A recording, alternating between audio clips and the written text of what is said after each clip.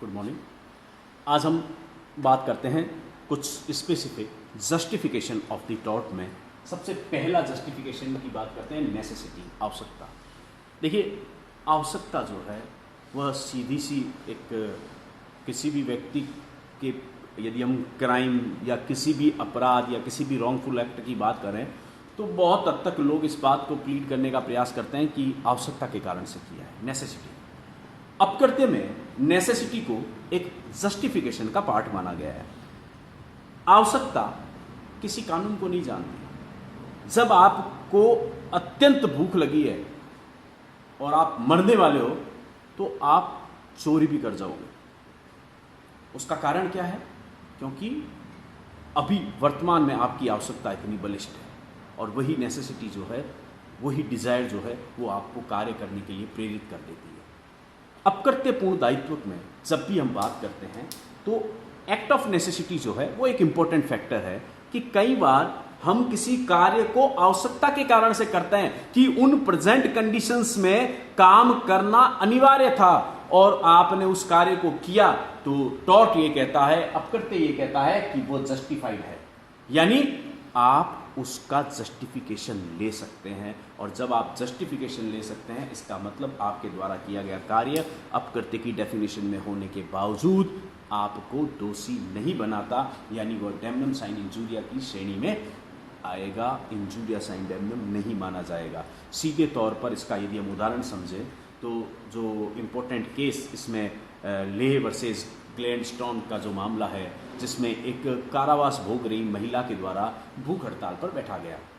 आप सभी को कुछ समय पहले याद हो तो अन्ना हजारे ने भूख हड़ताल की और केजरीवाल ने भी की, रामदेव जी महाराज ने भी की। तो इनको भूख हड़ताल से मर न जाए, इस बात से बचाने के लिए यदि डॉक्टर ये कह दे कि अभी हाथों हाथ इनको कुछ नहीं दिया गया तो ये मर जाएंगे, तो उस मृत्यु से बचाने के लिए यदि जबरदस्ती किसी पर बल का प्रयोग करके उसको कुछ पिलाया जाए या खिलाया जाए, तो वह एक्ट ऑफ नेसेसिटी का सबसे बेस्ट उदाहरण है। क्योंकि आपकी आवश्यकता, यहां आवश्यकता का मतलब लीगल नेसेसिटी से है, इलीगल नेसेसिटी से नहीं है कि आपको किसी कार की जरूरत है, मुझे कहीं बाहर जाना है तो आपने किसी की कार उठाकर ले गए, नहीं।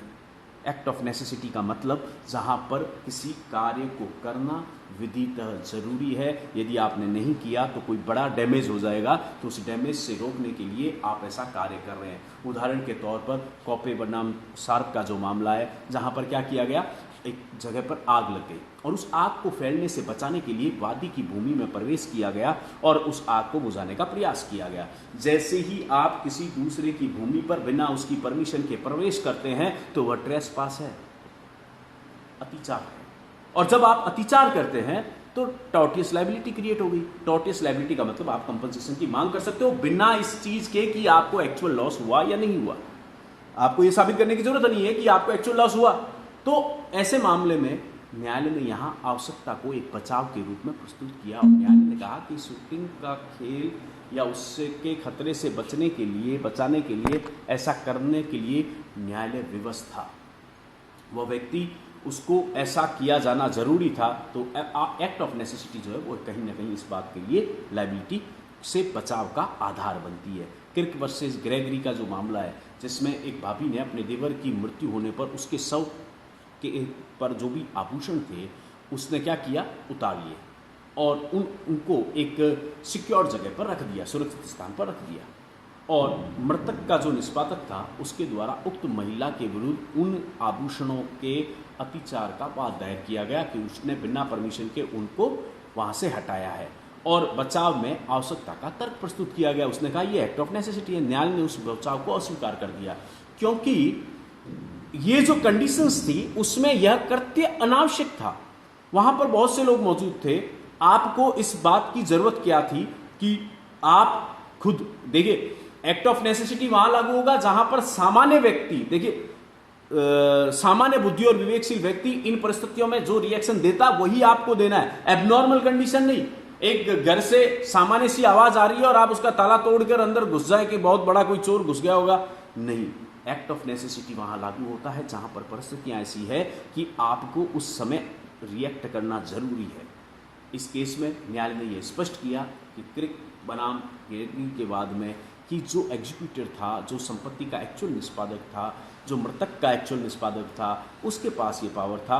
आपको अनावश्यक इस तरीके का एक्ट करने की ज़रूरत नहीं थी।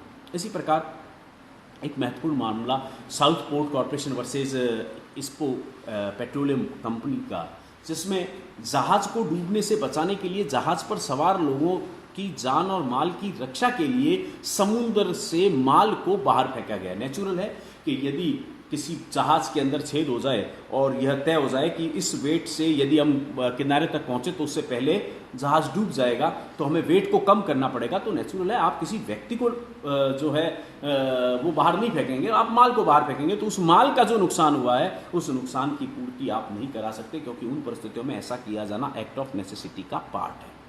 यहाँ उल्लेखनीय है कि यह बचाव अत्यंत सीमित दशाओं में लागू होता है, अत्यंत सीमित दशाओं में ग्राह्य है, जब जीवन का, जान और माल का संकट पैदा हो।